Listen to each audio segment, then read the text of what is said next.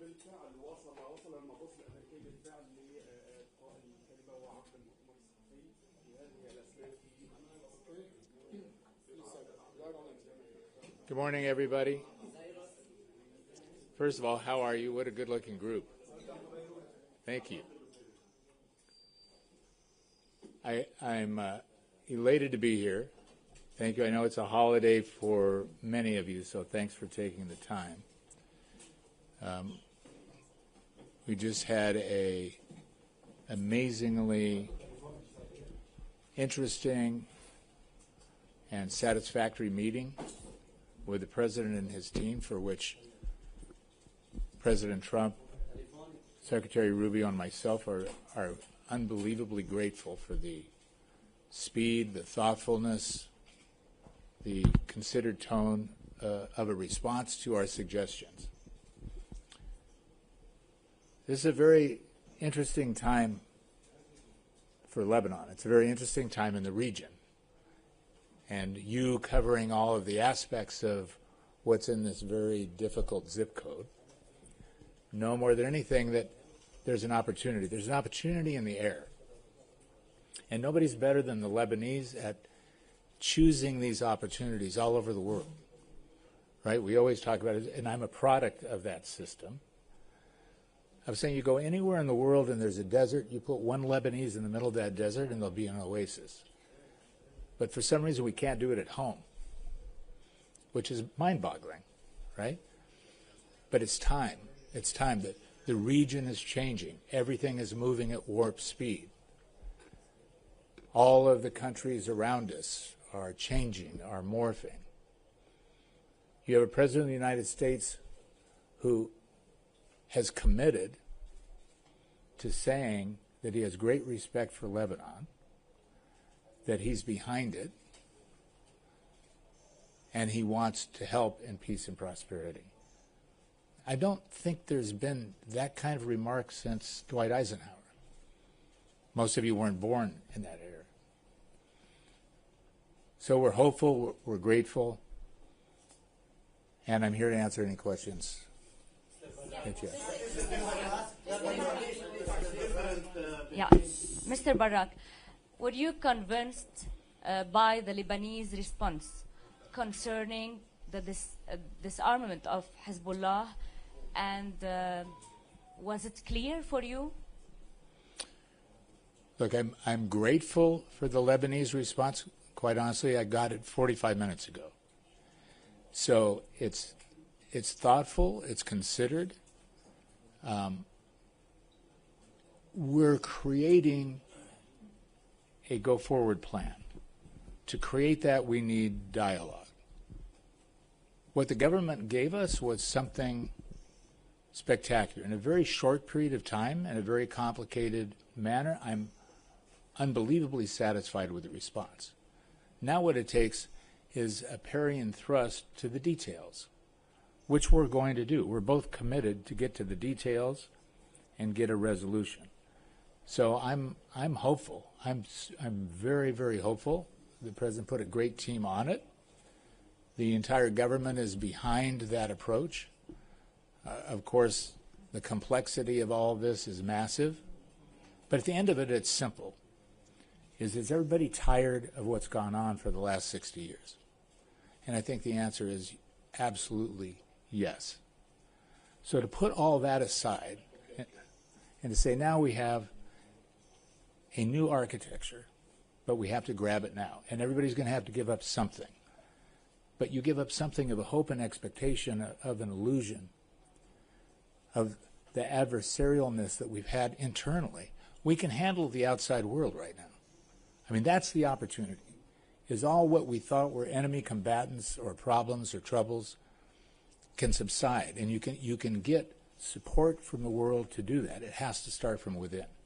And this is all of your challenge. You have asked Lebanon to get the chance offered today. There will be another chances for Lebanon, and how are you going to deal with the Hezbollah position who refused to hand in his arms to the Lebanese government? Well, the good news for the U.S. is we don't intend to deal with it.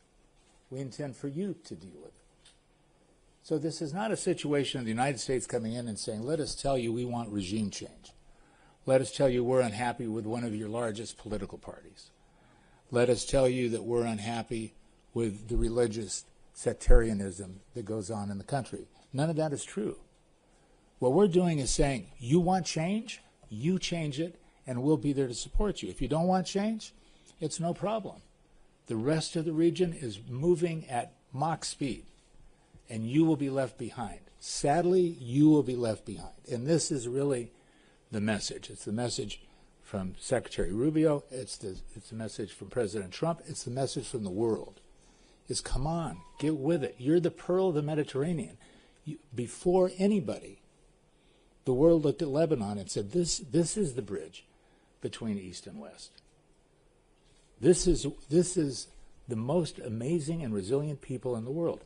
How can we not get it together? So it's not the U.S. who's dealing with the Hezbollah. It's not the U.S. who's dictating to you what to do. We're saying, you want to enable it? We'll help. Do you think they will? Okay, the third question is Sky News. Thank you. Yes. Layal Saad, Sky News Arabia. Following the agreement, the ceasefire agreement back in November, the U.S. failed to ensure Israel's commitment to the truth. What are the assurances you can offer this time to Lebanon? And are we possibly on the verge of a new war in case you are not able to take diplomatically what you want from Lebanon? And by you, I mean also your ally, Israel. Wow, you packed that with so many things that I don't agree with. Yeah, I'm a good journalist. Yeah, you are. That was really good. Thank you. Starting with failure, right? So, and thanks for the question. I understand what you're saying, but I don't take responsibility for any of that because it wasn't a U.S. failure. There was never a U.S. security guarantor for Israel. There was a mechanism set up. You have a task force of UNIFIL who is a provider of enforcement technique. And what happened is the specificity in that cessation of hostility agreement just wasn't sufficient. So neither side trusted each other. There was no security guarantor. There's a mechanism that had no ability to correct a default. So the mistrust between Israel, Hezbollah, LAF, all of the pieces just never came together because everybody was in such a hurry to get a transaction done that the headlines of the agreement were not sufficient for the details of what happened. So what your government is doing now is filling in those details. I'm not smart enough to answer all of those questions. I'm pretty sure you are. But what we did is went back and said, let's take lessons from the past. What are lessons from the past? We had a Taif agreement. Taif agreement was done before you were born. I actually went back and took the Taif agreement and went through line by line. It's almost exactly what we're talking about today. Exactly what we're talking about today. So how could this happen again? All of the same ingredients. We had a cessation of hostility agreement. Why did it not work? Lessons learned again. So we're taking all those lessons learned, but the reason I really have hope that this can happen at this moment is what's happening around us. We didn't have the opportunities that we have now. My belief is Israel wants peace with Lebanon. They do. How to get there is a challenge. Hezbollah is a political party. It also has a militant aspect to it. Hezbollah needs to see that there's a future for them, that road is not harnessed just solely against them, and that there's an intersection of peace and prosperity for them also. I think the desire that's coming out of our combined headlines of agreement is all that. So I don't think it's a failure of security guarantor. There was no security guarantor. I don't think the collapse of that agreement is the collapse of the interest in all parties wanting to make a deal, and on a regional basis of what happened in Iran, what's happening in Israel, what's happening in Syria. Syria is moving at Mach speed. Who could have ever imagined? Right? Did I answer that satisfactory? Yes. there is any link between the affair of the Hezbollah and the next negotiation between U.S. and Iran? Zero. Are you asking, is there a connection between what we're doing here and the negotiation with Iran? No. The connection of what we're doing here is you. It's not, the problem is not Iran. The problem is you cannot agree amongst yourselves. So we take the Sunnis, we take the Shias, we take the Maronites, we take the Druze, and you take the 150 sects within that. You have 19 different religions, and you start by saying we're religion first. Mr. Barrack. Mr. Barrack.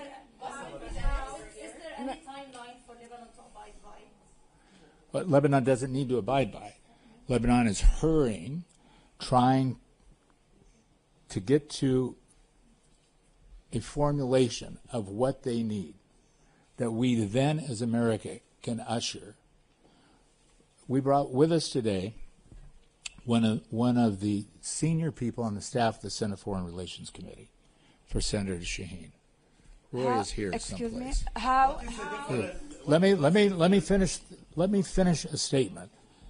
And you know, part of Lebanese hospitality is calm down. Take a breath. I'm not going anywhere. I'm happy to answer these questions. But give me a break. I'm not the enemy. So the answer on all these things, the pieces of that puzzle, are really in the hands of the Lebanese government, which is complicated. Right? There's so many pieces of it. But until we get unanimity, there's nothing that America can do to usher that process through. That's all we're trying to do, is to usher it quickly while this region is recasting itself. What is the first difference between American approach and Lebanese approach or Lebanese response? Well, it's a document. We had 15 points, which were all the things that you know. The Lebanese response was very responsible of some of the things that we missed, some of the clarifications of things that they feel that they need that are different from what we asked, but all within the ballpark of where we're trying to go. Is what's a resolution of all these things on a diplomatic basis, on an LAF basis, on a council of ministers basis? How do we blend all these? How do you bring back life to the South? How do you handle this issue with Israel? How do you get everybody to stand down and say, yes, we have trust and confidence, and there's some mechanism that's going to monitor this? How do you monitor it? And how do you pay for it? how and who will intervene if the Lebanese government fails to resolve the issue of Hezbollah's weapon? I'm sorry, could you repeat the question? How and who will intervene if the Lebanese government fails to resolve the issue of Hezbollah weapon? Well, today there's nobody who's going to intervene or resolve it. Look, Hezbollah, is Hezbollah a political party in Lebanon? Anybody? So what, do you think America or France or Great Britain are going to come in and resolve a political party in a sovereign country? It's not going to happen. That's your problem. You figure it out.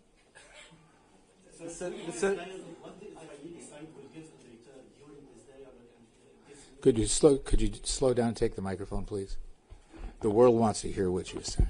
During this dialogue and this new era in the region, what the Israeli side will give in return to Lebanon? I think both countries are trying to give the same thing. The notion of a stand-down agreement, of the cessation of hostilities, and a road to peace. My honest feeling is the Israelis do not want war with Lebanon. They're not parasitic. They have no desire to take over Lebanon. They have respect for the same Levantine culture that we've all had. And it's been a nightmare on both sides for both countries. Everybody's tired of it. And you have an opportunity, thanks to the President of the United States, who had a heroic moment for Israel and what he did with Iran. So you have Israel at a moment where they're listening to say, what can we now do in return to show the world that we are patient, that we also have an interest in our neighborhood softening the effect of it. And I think they're sincere at that. So I think that's what's happening. But the problem is a little bit different, right? Why is Syria is amazing? Because Syria went from absolute chaos in an afternoon to hope of the world standing behind Syria and starting to rebuild it. Why? Because it started from zero. What's the difficulty with Lebanon? Is it's not starting from zero. So how can you be left behind? You can't be left behind. And Syria is not parasitic either. They're trying to rebuild. They don't have any of the things that you have. And how accurate is the information saying that Syria and Israel, the agreement between Syria and Israel is near? The dialogue has started between Syria and Israel, just as the dialogue needs to be reinvented by Lebanon. So everybody is rushing to a new definition without going to saying, what was it in 67? What was it in 74? What was it in 93? What was the 82 agreement, right? All of these old agreements. What was UN 1707? All of these things have no bearing anymore. So everybody's rushing to try and get an understanding, a cessation of hostilities by agreeing on stand-down agreements. And that's happening at the pace that it needs to happen in Syria from a country who was at odds with Israel, just like Lebanon in the south. So it's a time. That's what I'm urging you to do, is put together the regrets of the past. You've all suffered enough. All families have been touched with the massacres of what have happened on both sides. It's time to end it, but we can't. America can't handle what's happening inside. We can help on the outside, but you all have to come to generosity of spirit yourselves. One more question. One more question. Yes, sir. Mr. Barrack, we have learned that amendments were added to the Lebanese response. What are these amendments, and what did you inform Mr. Aoun? The amendments are in 7 pieces of paper that I have not read. So we went through it quickly. We spoke about them. After we've had an opportunity to review them and go through them, you'll have a response undoubtedly from our great ambassador, who's sitting right here. I have no idea in detail what they are. One last question. Is Lebanon missing the opportunity to capitalize on the regional changes, or do we still have the chance to take the vote? So I'm going to give you a really honest answer, right? I have other things to do in my life.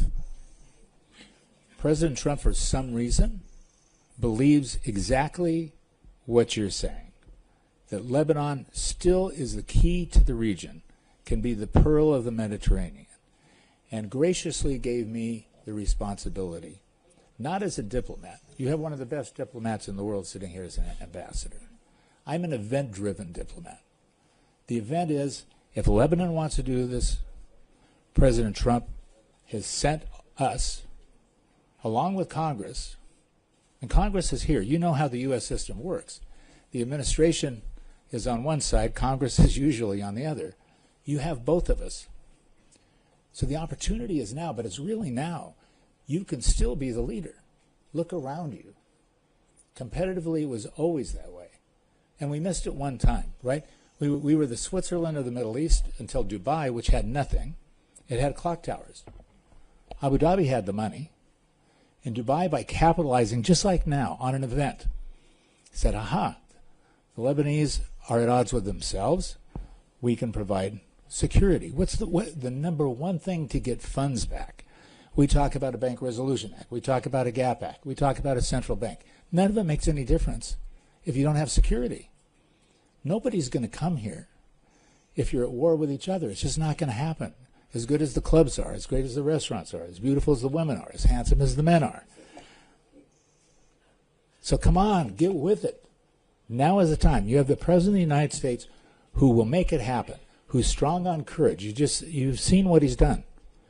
And he came out on national TV, television globally saying he sponsored Lebanon. So he's strong on courage, he's short on patience. Of course, well, I was hoping you would let me stay here instead of sending me back.